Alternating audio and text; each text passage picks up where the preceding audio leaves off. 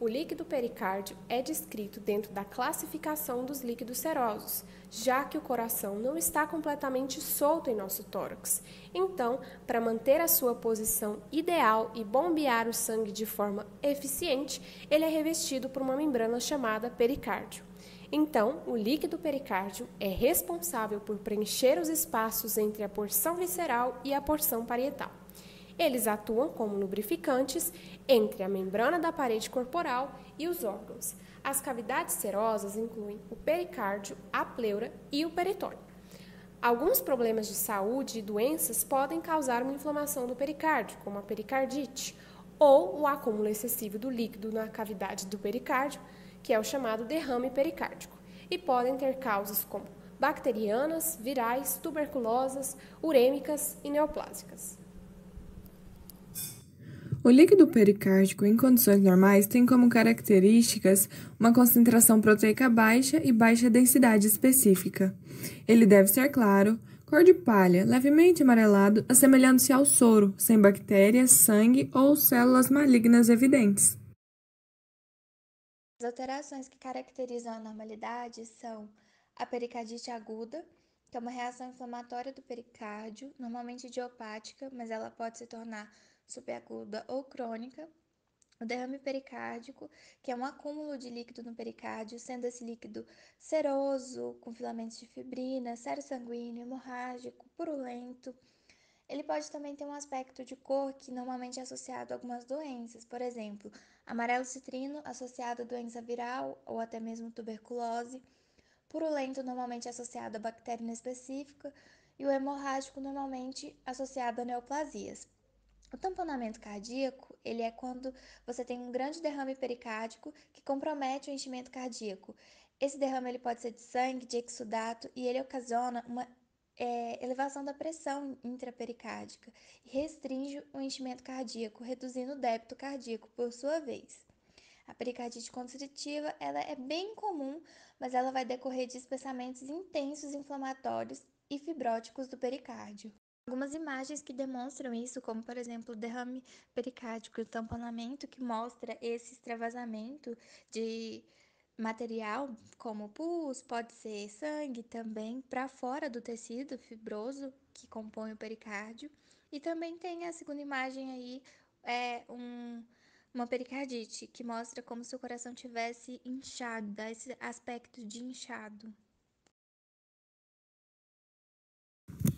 Bom, raramente o pericárdio ele pode estar ausente no nascimento ou apresentar defeitos.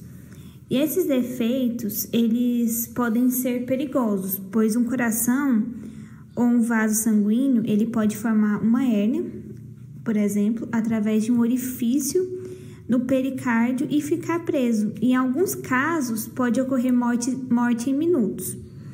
Esses defeitos, eles podem ser reparados cirurgicamente. Se não for possível ser reparado, o pericárdio, ele deve ser removido totalmente. Características analisadas em laboratório. Os líquidos corporais serosos assemelham-se ao plasma, límpidos e amarelos pálidos. As amostras de aspecto sanguinolento podem indicar hemorragia, mas também exibem aspecto similar em pulsões traumáticas. A diferenciação entre elas é realizada pela coleta de várias amostras. Aquelas oriundas de punção traumática tornam-se mais claras à medida que o fluido adicional é coletado.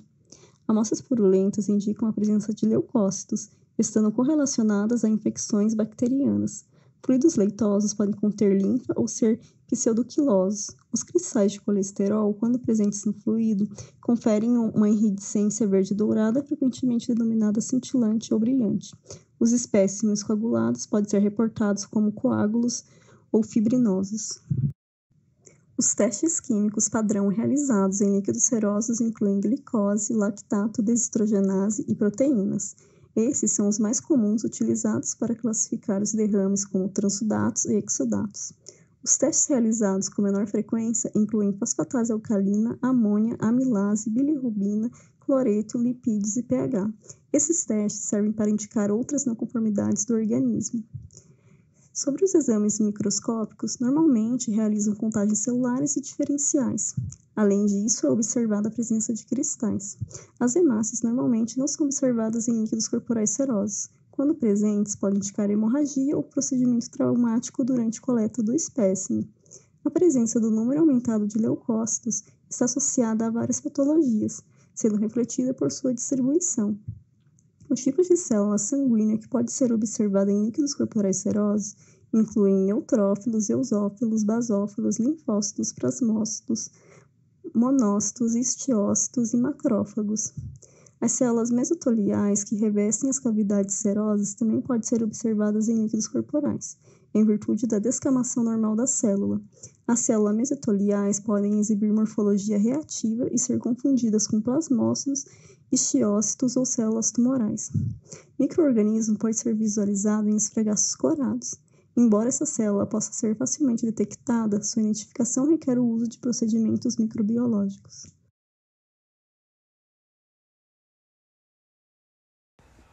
Fiquei responsável pelos aspectos macro e microscópicos, onde no primeiro slide demonstra o pericárdio normal e o líquido pericárdio, que é amarelo, pálido e límpido. Nesse segundo slide demonstra as imagens macro e microscópicas, patológicas, certo? Onde a primeira imagem de letra A é o coração com derrame pericárdio.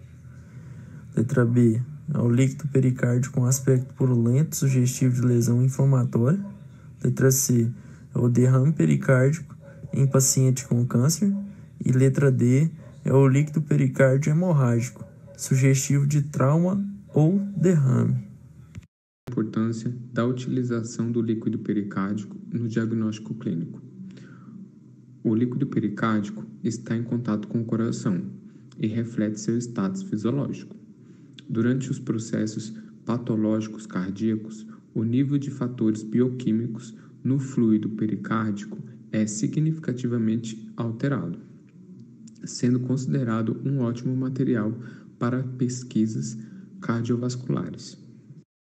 A utilização desse líquido é muito importante, pois a análise dele é usada para diagnosticar a causa da inflamação do pericárdio, que é conhecida como a pericardite, e também para diagnosticar o acúmulo de líquido ao redor do coração, que é chamado de derrame pericárdio.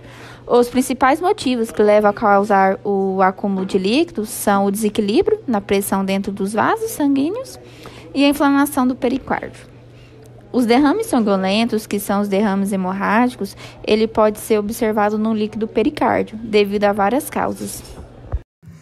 A forma correta de coletar o líquido pericárdico acontece com o paciente um decúbito dorsal elevado de 30 a 45 graus para ofertar oxigênio e logo em seguida fazer uma antisepsia da porção média da face anterior do tórax com solução padronizada.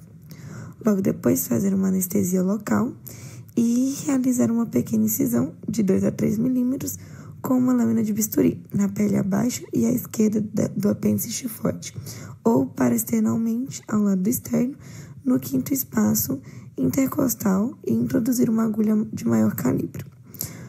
A agulha que está conectada na seringa deve ser introduzida perpendicularmente ao plano frontal, com aspiração contínua, e conseguimos sentir a resistência do pericárdio, mas conforme a penetração no espaço do pericárdio, conseguimos ter uma sensação de diminuição dessa resistência e o líquido começa a surgir. Pode ser inserido também um catéter flexível com guia e fluoroscopia que reduz a chance das lesões causadas pela agulha e, além disso, permite drenagem contínua do fluido, bem como a coleta do material para diagnóstico. E esse procedimento deve ser feito por um médico.